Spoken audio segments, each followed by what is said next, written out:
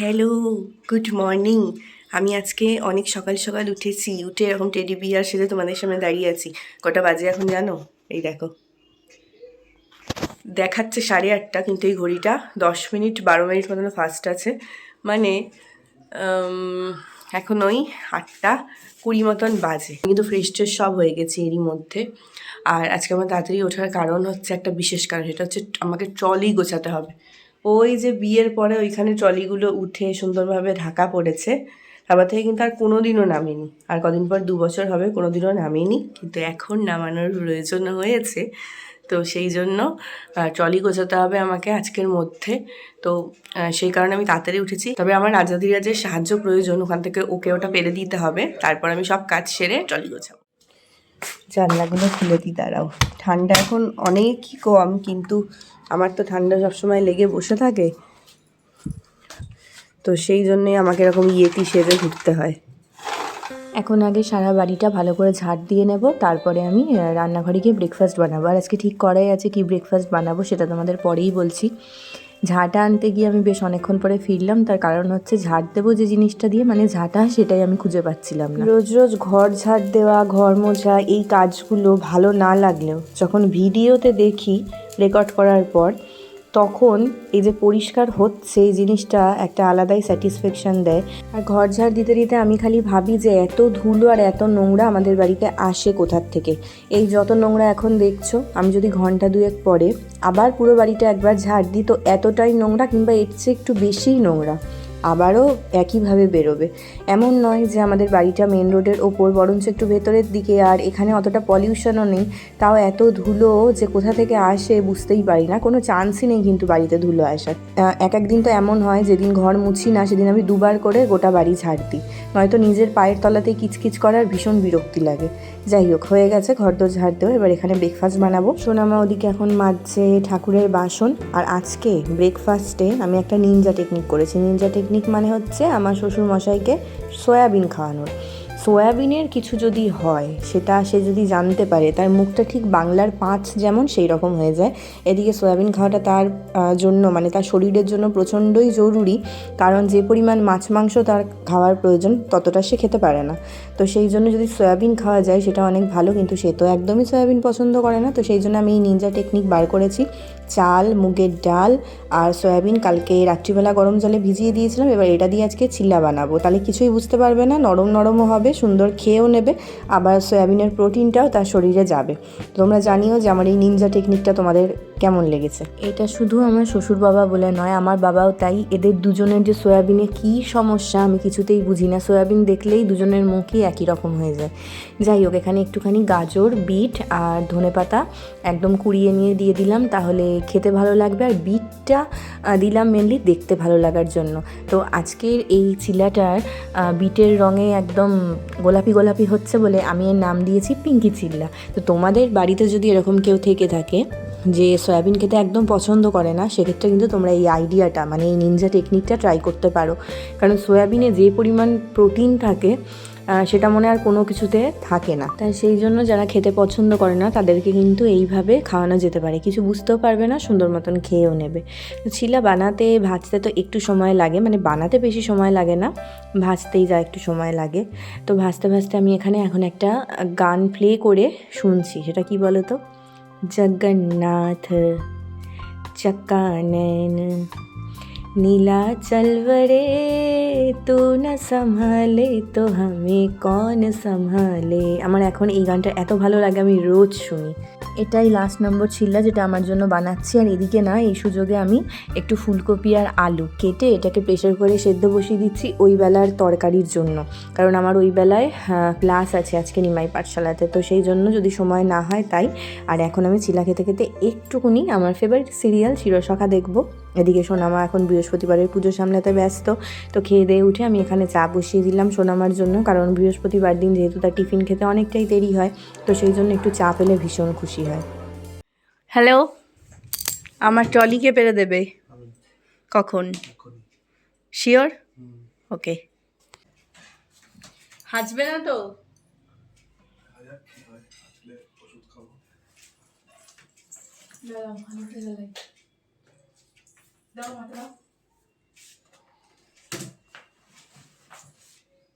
সেই বিয়ের পরে ওই যে তোলা হয়েছে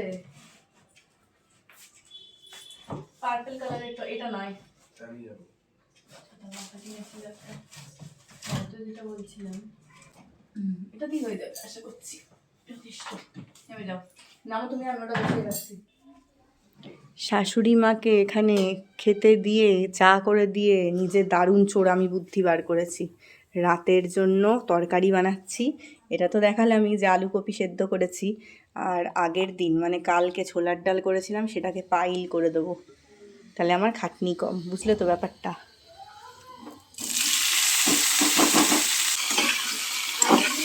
राधा रमना सब छीनी रे मुझसे नैना मिलई के, राधा रमना सब छीनी रे मुझसे नैना मिलई के, नैना मिलई के। পরে একজন আজকে গ্রিল জানলা সব পরিষ্কার করছে, মানে ওর অনেক দিনের নাকি এটা লক্ষ্য ছিল এইভাবে গ্রিল জল দিয়ে দিয়ে পরিষ্কার করবে, তো সেটাই আজকে ও করছে। এখন এই যে এখানে মা সবজি কাটছে। আমার একটা এসে আমার বৌমা ভিডিও করে, তো শুধু ওর কাজগুলো দেখায়, তা লোকেরা কি ভাববে যে আমি বসে খাই? না না, এই তো তুই বসে খাও না, তুই বসে সবজি কাটছো। ঠিক আছে তো? হ্যাঁ, ও দাঁড়িয়ে জল দিয়ে গ্রিল ধুচ্ছে, তুমি বসে সবজি কাটছো। হ্যাঁ, এই তো এই জন্য বললাম। সবজি কাটছো, এরপরে বসে বসে আবার রান্না করে বসে বসে আবার খাবে, হয়ে গেল। প্রচুর কাজকর্ম করে ক্লান্ত হয়ে গেছি, এবার আমি এনার্জি বুস্টার নেব। সেটা কি? সেটা হচ্ছে এই যে ঠাকুরের প্রসাদের সন্দেশ। তুমি দাঁড়িয়ে দাঁড়িয়ে মাথা চুলকাচ্ছ কেন? মাথা থেকে কিছু বেরোচ্ছে না, ও কোনটা নেব কোনটা নেব না, কি করব কি না করব। এটা বেশি তো থাকলে মানুষের এটা তো যা হয়। সার্বজনীন কনফিউশন সব মেয়েদেরই প্রায়। তোমার একটা জিনিসও নেব না, দাঁড়াও। আচ্ছা, আমি বার করে নেবো, আমারটা তো এক কোনায় পড়ে রয়েছে।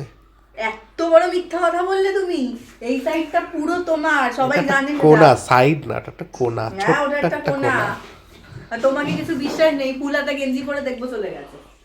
চলে যাবো আবার কি, চেনা বাবুনের পইতে লাগে না। কি করি, কোনটা নিই কোনটা নেব না, দেখো কোনটা নেবে। তোমাদেরকে বলি মানে ঝেড়ে কাশি যে ওরে বাবা এই ট্রলিটা কি জন্য বের করা। এটা লাস্ট কাজে লেগেছিল হচ্ছে আমার অষ্টমঙ্গলাতে, মানে অষ্টমঙ্গলা না কি বলে ওটাকে, জোর ভাঙতে যাওয়াতে লাস্ট কাজে লেগেছিল। গুছিয়ে জামা কাপড় নিয়ে গিয়েছিলাম, আর এই প্রায় 2 বছর হবে এই বের করলাম। ব্যাপারটা হচ্ছে যে আমার দাদার বিয়ে আমি শর্টসের মাধ্যমে তোমাদেরকে জানিয়েছি, তো বাবা মায়ের মিডিলে আসার কথা ছিল, খুব বেশি দিন নেই, আর হয়তো এই 10 দিন মতনই হাতে আছে, 9-10 দিন।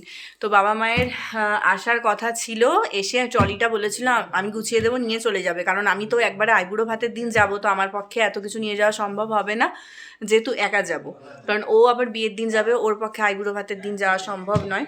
তো সেই জন্য বাবা মা বলেছিল ঠিক আছে আমরা মিডিলে তাহলে একদিন আসবো, এসে তুই ট্রলি পুরো গুছিয়ে রাখিস, আমরা নিয়ে যাব, তাহলে সুবিধা হবে।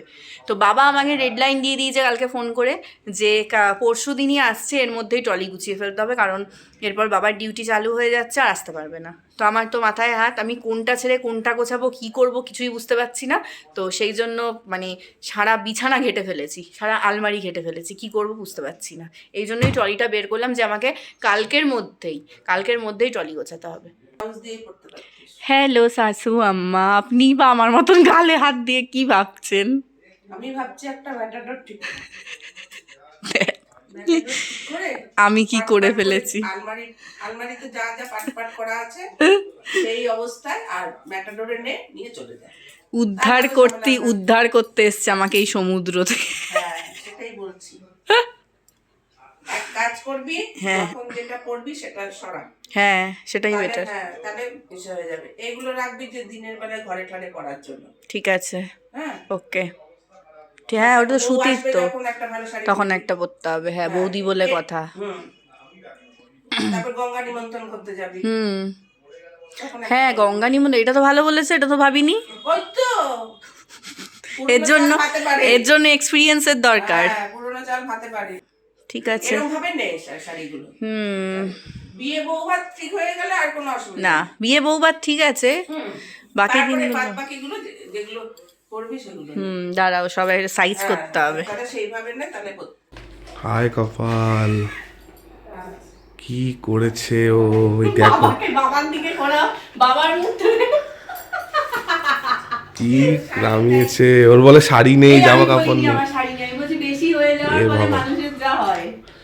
এ প্রভু, হে প্রভু, আমাকে শাড়ির সমুদ্র থেকে উদ্ধার কি করো। বললাম শোন, কি আমি বললাম অবস্থা। যে যেরকম ভাবে আলমারিতে সাজানো আছে হুম, ওইভাবে একটা ম্যাটাডোর ঠিক কর, হ্যাঁ সেটা ভালো হবে না? ম্যাটাডোরেই তুলে দিই, ম্যাটাডোরে তুলে দে। ওটাই ভালো হবে। যা অবস্থা দেখছি, হ্যাঁ ওকে শুদ্ধ শাড়ি শুদ্ধ ম্যাটাডোরে তুলে দিয়ে পাঠিয়ে দিই, ওটাই ভালো হবে। ঠিক এটাই। ট্রলি গোছাতে বসে আমার মাথা খারাপ হয়ে যায়, হ্যাঁ। সেটা করবো। আর নিয়ে যাওয়ার, নিজের হ্যাঁ, বাড়িতে হ্যাঁ, কোনো হ্যাঁ, অসুবিধা হ্যাঁ, হয়। হুম, নিয়ে যাওয়াটাই বড় কথা। আর এই আর ছাড়া তুই কোনো কাজে তুই নেই। ম্যাটাডোরে ওর জামা কাপড় নিল, আর হ্যাঁ। তোরটা কিসে যাবে? আমারটা হ্যাঁ, ট্রাঙ্কে? আমার বড় ট্রাঙ্কে আমি এখনো লাইনে আসিনি। না না, আমার বড় ট্রাঙ্কটা খালি করে দেবো নি। হ্যাঁ আমারটা আমার বড় ট্রাঙ্কে নিয়ে যাবো। নিয়ে যাস তাহলে। ওটাও মানে তাহলে একটা বড় ম্যাটাডোরি ভাড়া করতে হবে, একটা ট্রাঙ্কে লোকরা 3 বারের জায়গায় 6 বার উলু দেবে, 6 বার তোদের উলু দেখে। দেবে আমাদের দেখে, সেটাই তাই অবস্থায় দেখছি আমি। আবার ভয় পেয়ে না তোর জ্যাঠা জেঠি বলে এবার ক্ষমা দে, ফিরা এবার এবার বাড়ি যা। এবার বাড়ি যা। আমার মনে হচ্ছে আমি বলিনি তাই গৌর হরিব হরিব। তোমাদের সাথে অনেক অনেক ঘন্টা পর তারপর আমার এখন কথা হচ্ছে। সব চুজ তো করে ফেলেছি, কি পরবো আর কি পরবো না। জুয়েলারি কিছু চুজ করা হয়নি, বাট জামা কাপড় সব চুজ হয়ে গেছে। এখন ব্যাপারটা হচ্ছে আমি সেট করতে পারছি না ট্রলিতে ঠিক মতন ভাবে। আমার মাথা খারাপ হয়ে যাচ্ছে, দুজনের জিনিস ধরছে না বলে মনে হচ্ছে। ছোটো ট্রলিটাকে রেডি করেছি, এখন আবার যদি আমাকে বড় ট্রলিটা নামাতে হয়, সারাদিন এই নিয়ে মাথা খেটে আছে। তো এখন এসেছি রাতের খাবার বানাতে। আমার আজকে ক্লাস ছিল, তোমাদের তো বলেছিলাম, চৈতন্য চরিতামৃতের। এইমাত্র শেষ হলো, এখন এই 9:45 মতন বাজে। তো বিকেলেই এই জন্য আটা মেখে রেখেছিলাম। আজকে একটু তরকারি তো বেলা করেছি, তোমাদেরকে দেখালাম আমি। তো আজকে একটুখানি লুচি করব, কারণ বহুদিন থেকে আমার লুচি খেতে ইচ্ছা করছে কিন্তু সুযোগ হচ্ছে না। তো আজকের জন্য বলেছি করেই ছাড়বো। তো সেই জন্য এখানে সুন্দর করে কালো জিরে দিয়ে মেখেও নিয়েছি, এখন ঝটপট ভাজবো।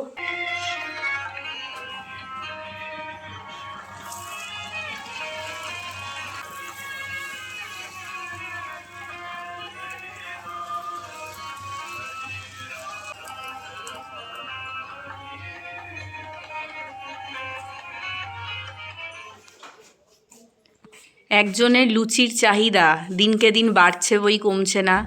সোনামা যা দিত আমি তার থেকেও 2 কোটা বাড়িয়েছি, তারপরেও বলছে আরও 5-6টা হলে ভালো হতো। তো সেটা আমরা কখনোই হতে দিতে পারি না। তো লুচি তো সবারই পছন্দের, এই যে আমিও সাজিয়ে নিয়ে বসেছি। কিন্তু তাই বলে খিদে পেয়েছে বলে 5-6টা বেশি খেয়ে নেওয়াটা একটু বেশি না? ঠিক আছে, চুপচাপ খাও, খেয়ে দিয়ে ঘুমাবে ভালো ছেলের মতন। বাবা স্বামী স্ত্রী দুজন খাচ্ছে, আমরা পড়ে আছি, আমাদের দিল না। দেবও না, অত কি ঘুমিয়ে কি পড়ো, খেতে অবস্থা হবে না। দেখো, বুড়াবুড়ি হয়ে গেছে না এখন, কোনো পাত্তা নেই, নো পাত্তা। তোমার গা থেকে একটা কেমন হ্যান্ড ওয়াশ গন্ধ আসছে। হ্যান্ড ওয়াশ ফেলেছিলাম, সেটা আবার যে আমি ফেরিনি, পড়ে গেছে নিজের থেকে, তো মুছে নিয়ে আসলাম এটা দিয়ে। না, এত আমাদের খাচ্ছে বুড়া তবু 3 লুচি বুড়া, দেওয়া হলো না। 2 বুড়ো 1 বুড়ির খাওয়া আগে হয়ে গেছে। না, দেওয়া হয়নি লুচি। এই যে 1 থালা লুচির সাথে ব্লগটা এখানেই শেষ করছি। যদি আমি ঠিক মতন ট্রলি গোছাতে পারি তো আবার পরের ব্লগে দেখা হবে, নয়তো হবে না। আজকের মতন গুড নাইট, বাই।